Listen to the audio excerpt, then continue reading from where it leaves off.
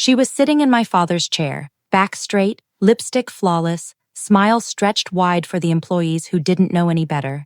My sister-in-law, my brother's wife, stood at the front of the office like a queen addressing her court. "I'm the new CEO," she declared. "Starting today, things are going to change around here."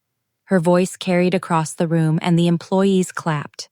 Not because they believed her, but because they had to. She soaked in it, feeding off power that wasn't hers. Then her eyes landed on me. Her smile faltered, froze. Her expression said it all. "What are you doing here? Leave. You're in the way." But I didn't move. I didn't even blink. I just stared at her, at the woman who thought she could erase me from my father's legacy with a few arrogant words. And then I laughed. Low, controlled, the kind of laugh that cuts deeper than anger because it tells the truth.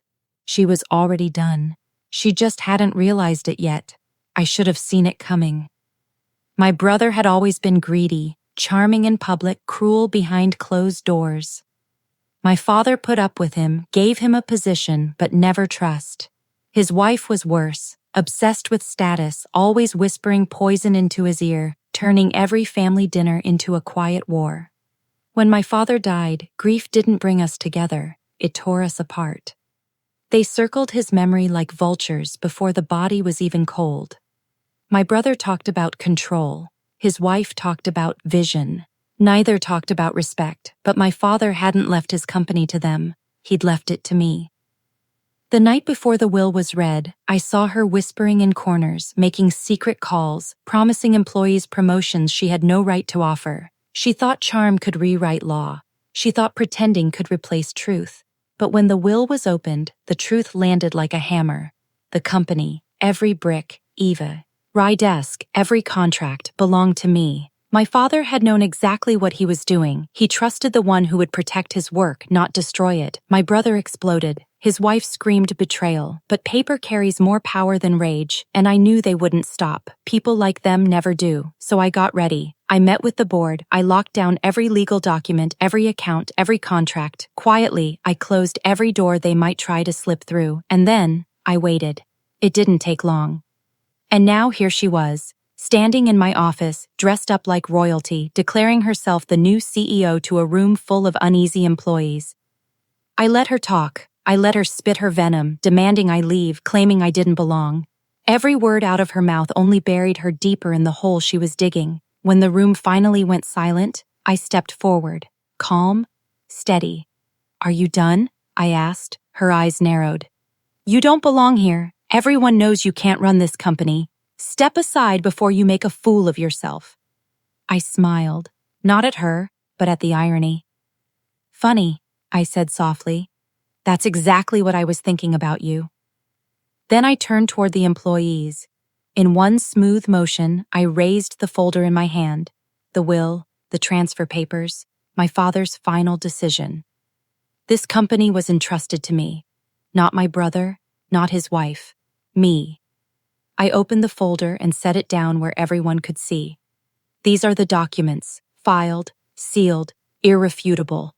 Gasps rippled through the room, the clapping stopped, the doubt faded, my sister-in-law's face drained of color. "You're lying," she snapped, but her voice shook. I leaned closer. "Call it a lie if you want, or read it yourself. Either way, your show is over." The silence that followed was sharp.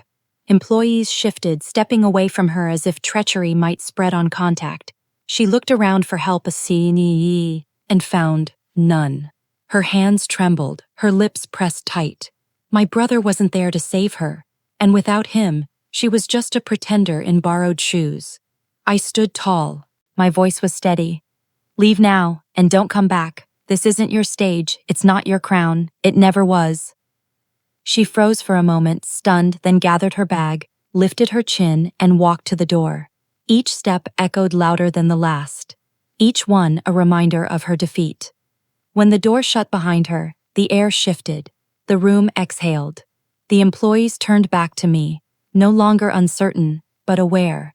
And in that moment, I felt the weight of my father's trust settle on my shoulders, not as a burden, as armor. He had known. He had chosen right. Later, when everyone had gone, I sat alone in his office. the same one she'd tried to claim.